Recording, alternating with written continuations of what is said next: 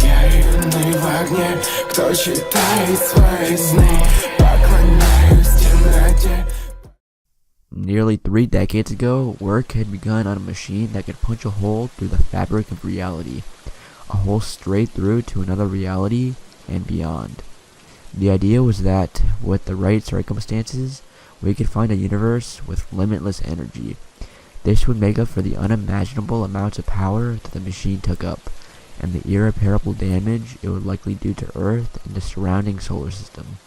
But if we found a universe at the very beginning of its creation, we'd have unfathomable amounts of raw, undefined energy that last for a couple billion years.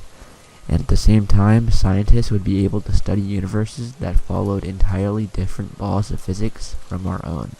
A few years before I was born, this was accomplished. With limitless energy expanding technology beyond anything possible before it and solving most of the world's problems, war and struggle had been at an all-time low, until a group of religious extremists tried to use the machine to prove the existence of God. This started a war, one of the largest uproars in history. Nearly every single religion turned on this small group of 30 people protected by the US government. Some were scared that their God would be proven false, and some thought it would be wrong to try and prove their God real rather than simply having faith. But in the end, there was no war. World leaders would not attack the US, which supplied their power, and the countries who did were often far too small to do any major damage. The machine was set to search for a universe with the coordinate of various holy numbers from the Christian Bible. For weeks it searched, finding nothing. Different combinations inputted every time a search failed. Until a little over 4 months ago, January 19th, 2234. We found heaven. There was nothing else it could be. It was a reality of endless sky. Nothing but clouds and blue as far as the eye could see. As far any creature, machine, or natural entity could go.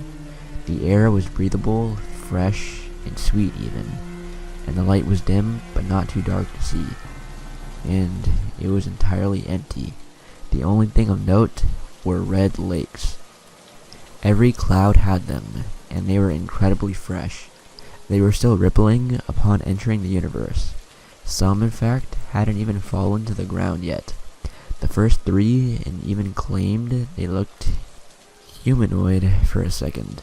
The damage to our world upon opening a portal is irreparable and devastating.